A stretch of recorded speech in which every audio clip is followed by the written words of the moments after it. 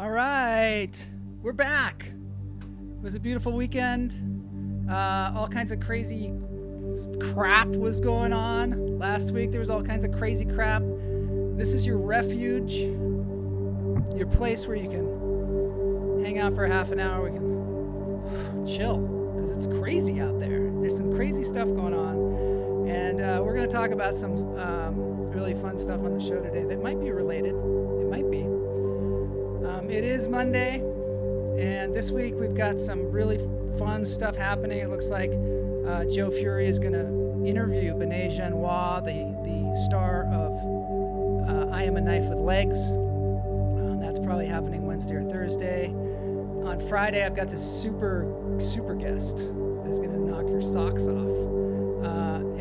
If you're wearing socks still, because a lot of us aren't. Anyway, let's get into this thing. It's called Lunch Therapy. Join us, chat, have fun. Let's do it.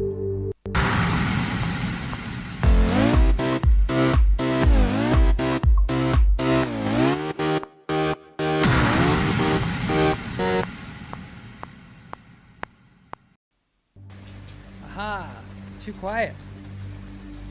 Mary Mark says, "Holy, too quiet."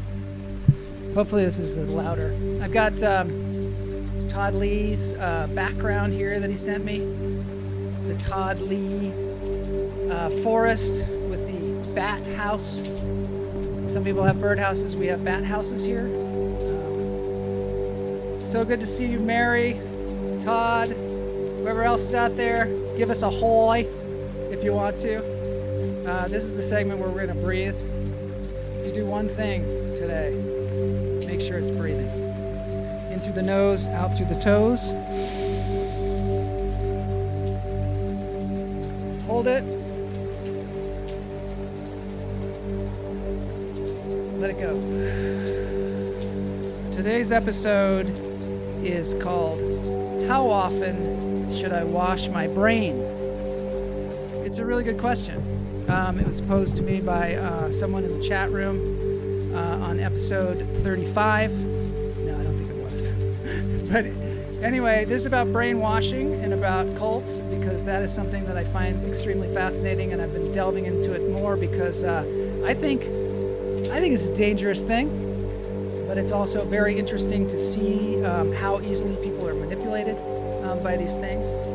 And also, I think it probably is relevant to the stuff that's going on out there in the world.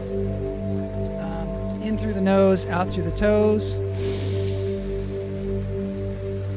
Jose, great to see you. Let it out.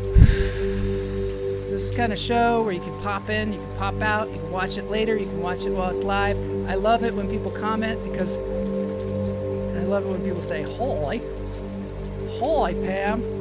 Pam Palmieri, all the way from Michigan, enjoying breathing with us here today. One more, in through the nose, out through the toes.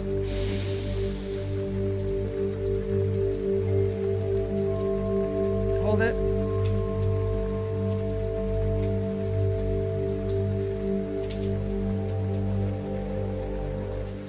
Let it go. Yeah, the music's too loud. It's Monday. Oh my God, this is horrible. Yeah, my audio, I don't know. It seems like it was good, but maybe the music's too loud. That's probably it. The music's too loud. Keep me posted on that, because it's very important, and I never know what's going on. Obviously, this is, I'm getting something cool happening later on in the week that is going to up our technology. There's some new advancements in technology that are going to come through, and it's going to help us with our interviews and our audio and all that stuff. God help us. I'm going to do one more breath because I need it. In through the nose, out through the toes. Hold it. And let it go. Yes, Mary. That's one thing I wanted to ask you. So there's a really good book on the subject, Mistakes Were Made But Not By Me, about cults, because I want to get somebody on the show who's like a cult expert, because we got to find out about this stuff, because it is dangerous. There's some dangerous stuff going on out there with the brainwashing and the cult of personality and the people doing things that just don't seem in people's best interest. Jose can hear it fine past his screams of anguish. Yeah, it is. There has been a new host. That's the new technology that we're going to get. A new host. Wow. I like that emoji too. It's like, no, that's not the new technology. It's just me today. No new host. But we are going to, pull in Joe Fury at some point this week for sure, because he's pretty awesome. I've got a few things that I wanted to talk to you about before we move on, and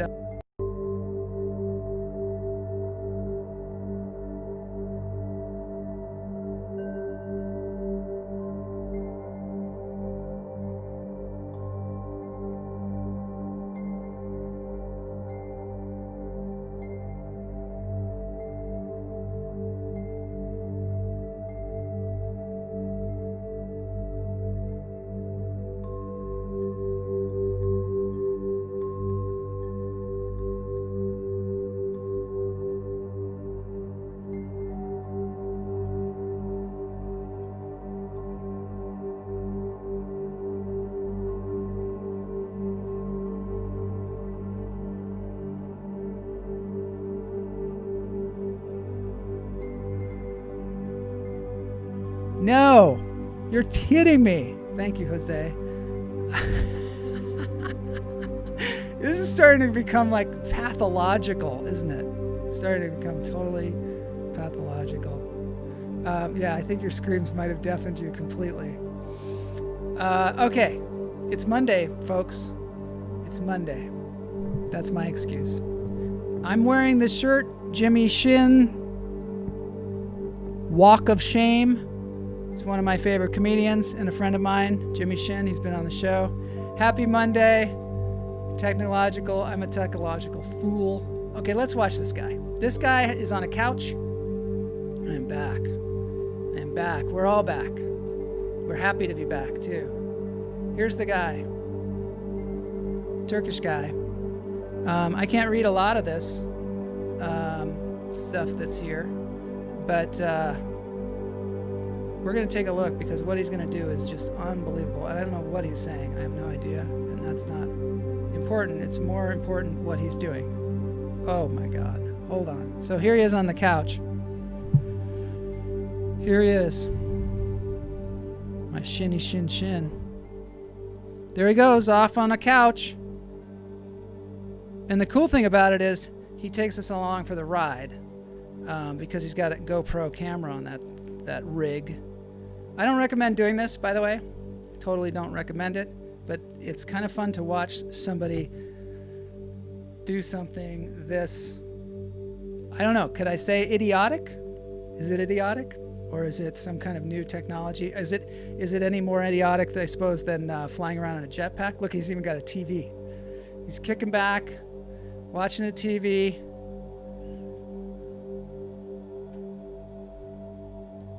Oh my God, I would be so scared. I would be so scared. I don't think he even has like a seatbelt or anything.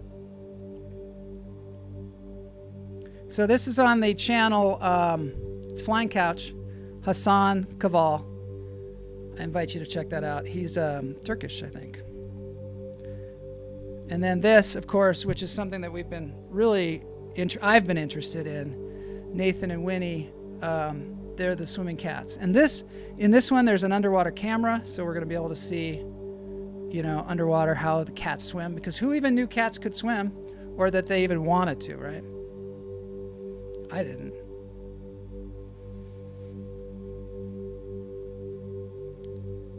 He's kind of walking in the water. Oh, there he goes.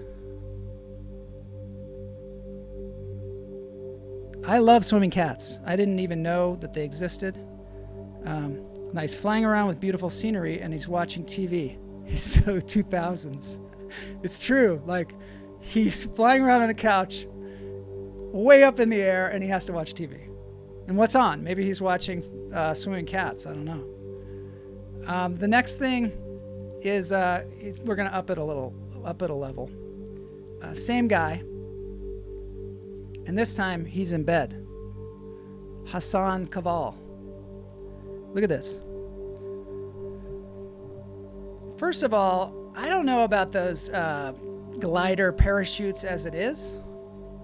I don't think I'd get on one. Here they go.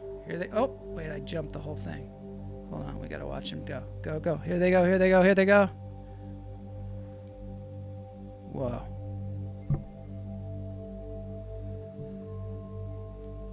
Look at that. No TV this time. Let's see if he takes a nap.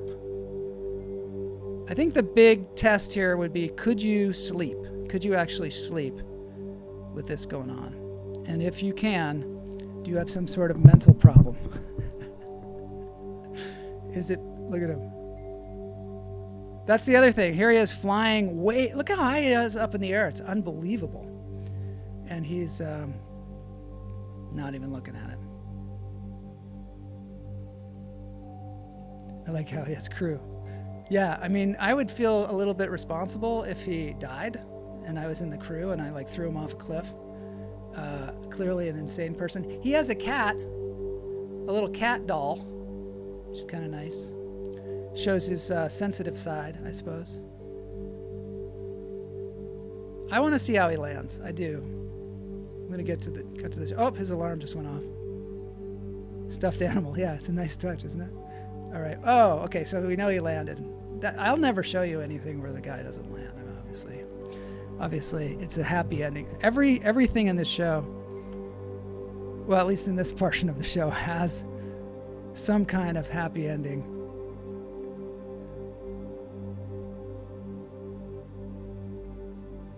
Yeah, we got to watch him land, because last time we watched somebody land in Husky Stadium, and they didn't show us the landing. We watched him.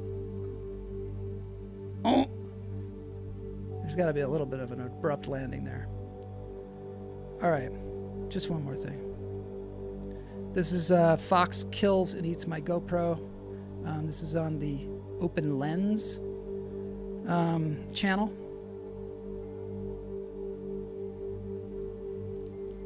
Somebody left their GoPro on the ground.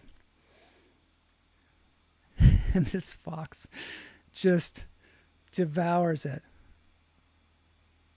I don't know what kind of fox that is. And I don't know what the fox says, but what the fox?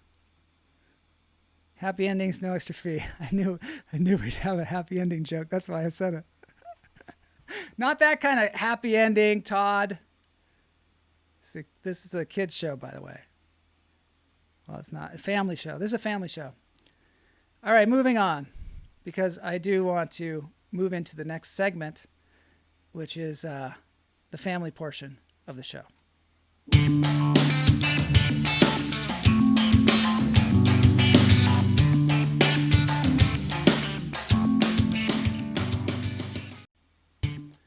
Hello, and welcome to the family. A couple of, I guess it was a couple thousand episodes back, I was talking about this serial killer in Seattle. Maybe some of you know about her. Maybe you saw that show. But her name is Linda Hazard. And Linda Hazard was somebody who came to Seattle because she had written a book called Fasting for the Cure of Disease. And it was a book about fasting. And, you know, fasting, I think, is actually pretty healthy. You know, when they talk to people that have lived an extraordinarily long time, they find that a lot of times they ate very little. You know, maybe they smoked cigars, maybe they drank whiskey, but it seems to be the common denominator is they didn't eat that much. And I think actually it's kind of hard on your body eating all kinds of stuff all the time. So fasting, cleansing, probably a good thing.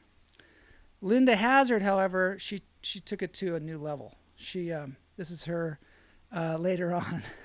But she came to Seattle to be a doctor, and she didn't have any kind of a license. And at that time, Seattle was a place where, you know, you could kind of do whatever you wanted to. Matt read about this, yeah. Yeah, so she came to Seattle. Seattle had been through, I think it's maybe after the Seattle fire, they had been through a lot of things, and it was, it was the old West. And she came there. She set up a shop, and she started curing people of diseases by making them fast. And it, people seemed to like it because she eventually got a bigger place, which was in Olalla, Washington, and it was this Wilderness Heights, I think it was called. And so she goes out there in the middle of nowhere, and she starts to bring in people, and they're like fasting for their health. A lot of them have cancer, a lot of them have incurable, what seemingly incurable diseases. And she seems to really enjoy this. She gives them like an orange every day, or very, very little, and these people are just wasting away. And a lot of the people were wealthy, really wealthy people. So as they get into their sort of delusional mind from all this fasting, she gets them to sign over their will, sign over all their money, and eventually a lot of them would die. And then she would collect their money. So she became very wealthy. And then she would perform autopsies on their bodies, like in the nature, saying that it was science. And after a while, too many maybe high-profile people went there. Like they had Ivor Hagelin's mother went there, and eventually people caught on to this, and she was arrested and put in prison. But the fascinating thing is, she was able to somehow mesmerize these people into thinking that this was good for them, and giving away all their money was good for them. And then even when she went to prison, she served her time and then moved to New Zealand and continued her practice on the fasting. And strangely enough, she died when she was about 70 of starvation. So she probably believed in this. Lunch Therapy, the show where we tell you not to eat for your health, and many happy endings. Yeah, so actually, it's funny because I watched this documentary on Bikram yoga, and the guy who founded Bikram yoga, who was a super, super cult leader and all kinds of weird stuff he was doing. And he also was a big fan of the fasting. And his catchphrase was, best food, no food. Best food, no food.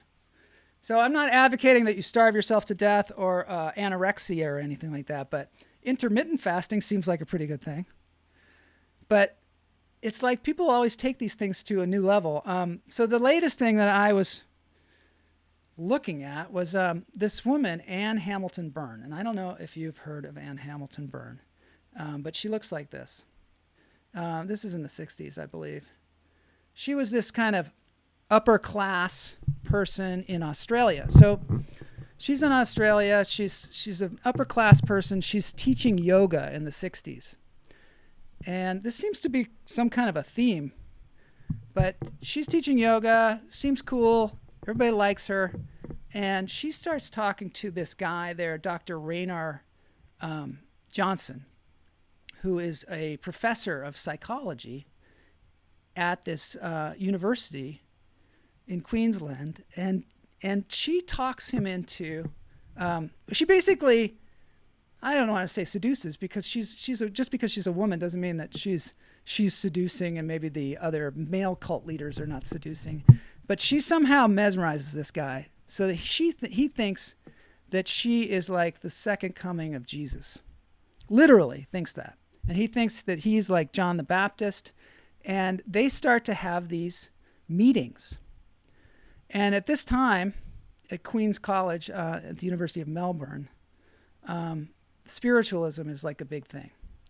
And they are going to like a house, and all these people, very educated people, by the way, not dummies.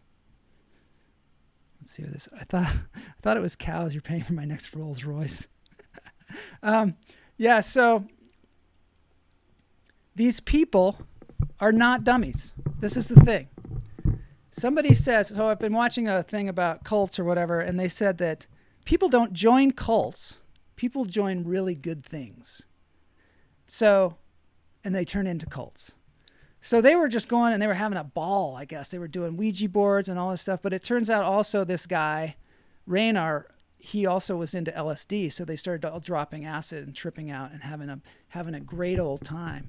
And this became a huge endeavor. There were like hundreds of people there that would come and do this. And then they bought property, and then these people. And so Anne Hamilton Byrne was a strange person, because then she started manipulating these people, like telling them who they should be with, telling them who should have kids together. I don't know what it is. And this is the thing, is I think that we as human beings often have something that is missing, something that we feel like that we need to fulfill. Maybe it's self-esteem. Maybe we don't feel like we're where we should be in our career. And if somebody comes along and fulfills that need, a lot of times we'll do anything for that person. And I think there are people that take advantage of that. Sounds like a weekend at Gunnell's commune. Yeah. So they're having super fun, all this fun. And all of a sudden, Anne Hamilton Byrne decides that she really likes children, and she wants to get more children. So she has a couple of kids, and she also had a previous marriage where her husband died mysteriously in a car crash. And it turns out Anne Hamilton Byrne isn't her name. She actually was Evelyn Grace Victoria Edwards, and she was the oldest of 7 kids, and her dad worked on the railroad, and her mom went to an insane asylum. And then she totally reinvented herself and became this yoga teacher. And then now she became this guru. So people would sit and listen to her talk, and she had learned some Far Eastern philosophies, and she also knew yoga, and they did meditations. And then she started collecting children. And this is where it got really weird, because a lot of these people that were in her cult, which was now a cult, were professors and people that worked at a nearby insane asylum. She got them to get babies from that asylum. I guess there were some pregnant people there that had babies, and they would whisk them away. And also at the time, there were a lot of unwed mothers that would go away, have a baby, and then it would be put up for adoption. And because Anne Hamilton Byrne could not adopt kids on her own, like 20, tons of kids, she would have the cult members adopt the kids and then give them to her. Yeah. And she took them to this lake. It's the lake behind me here. So she took the kids to this lake, and they grew up basically at this lodge. And she then had this guy that was like her husband, and his name is Bill. This is the two of them here. Yeah, so she and Bill, they started accumulating kids, and they put them on this ranch. And the kids, they don't know any better. They're totally raised with this woman as their mother, but she's never around. And they can tell these kids whatever they want. So every day these kids get up, and by now there's 26 of them, 26 kids out on this ranch growing up, and they're completely indoctrinated because they don't know anything else. They came there as babies. They grow up just knowing that this Anne Hamilton Byrne is the second coming of Jesus. They also know, they are taught that, let's see what Todd says. So she had a gingerbread house with a big old oven. I know. So they're taught that she's the second coming of Jesus, and then there's going to be some kind of Armageddon that's going to happen. And they are training to teach people after this horrible Holocaust happens, or something happens where most of the people are killed. They're going to teach the people that survive, I guess.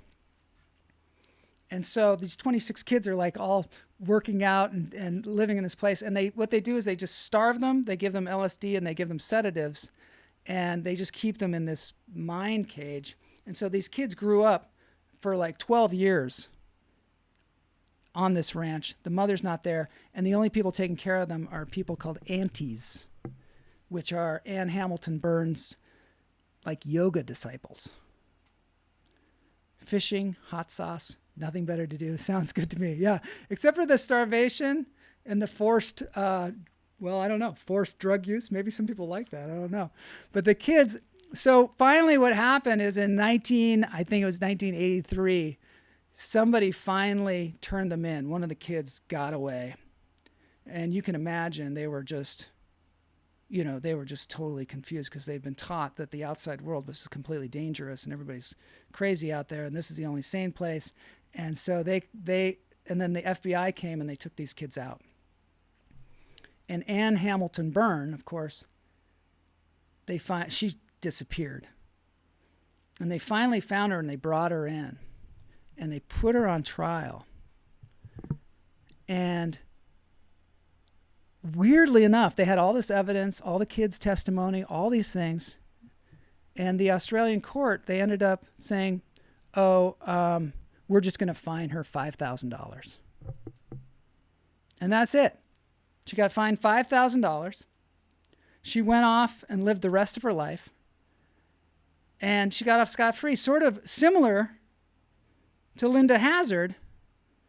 These people, I don't know how they do it, but they must have some kind of power. So I'm just wondering about these, cults, because what is it about cults and what are they? I mean, so I did some research because that's the kind of show this is. A cult, okay, this is the way they describe it. A system of religious veneration and devotion directed toward a particular figure or object. A relatively small group of people having religious beliefs or practices regarded by others as strange or sinister. A misplaced or excessive admiration of a particular person or thing. So one of the things that I'm realizing with the cults, and I want to talk to a cult expert, is that if you want to start your own cult, first learn how to do yoga. Because that seems to be the in. That's where you start. So I'm not very flexible. So if I was going to start my cult, I don't know. I don't know how I'd do it. It'd be the inflexible yoga cult.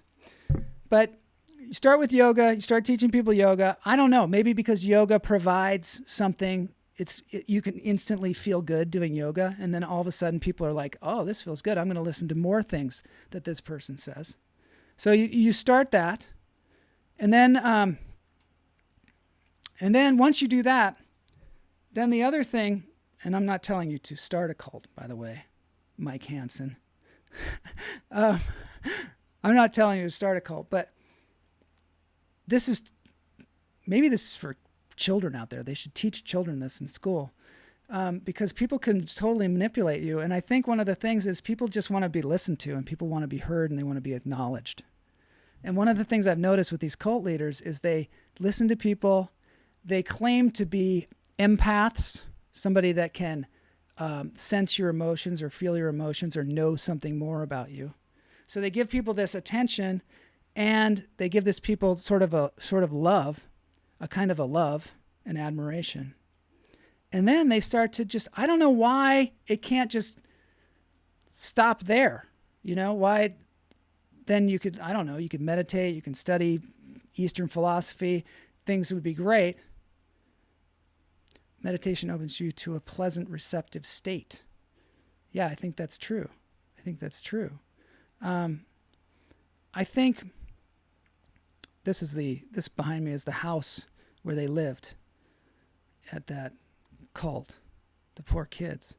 I think that, so I made a list here, of course, because that's what I do.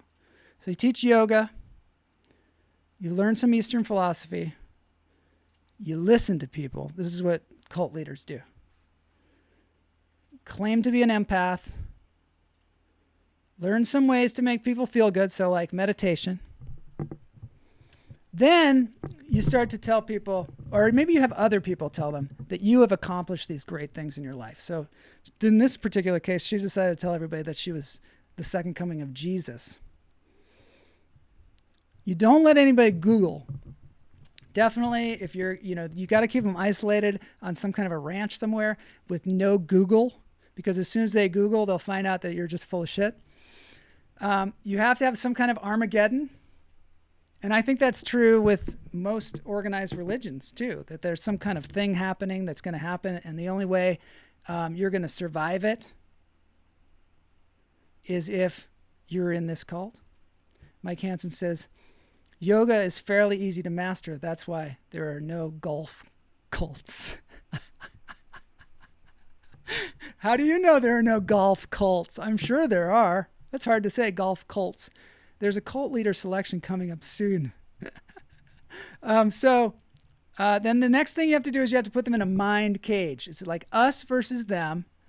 Like they don't know. You talk about the outside world, like they don't know what's going on. They're out to get you. When the Armageddon comes, they're all going to die, and you're going to be here, and you're going to be fine. And then you have to get people to give you lots of money. You have to have lots of money. Because when the feds come and they take over your cult, and they take the kids back, or they take the people back, or they charge you with something, you're going to have these lawyers that somehow get you off scot-free.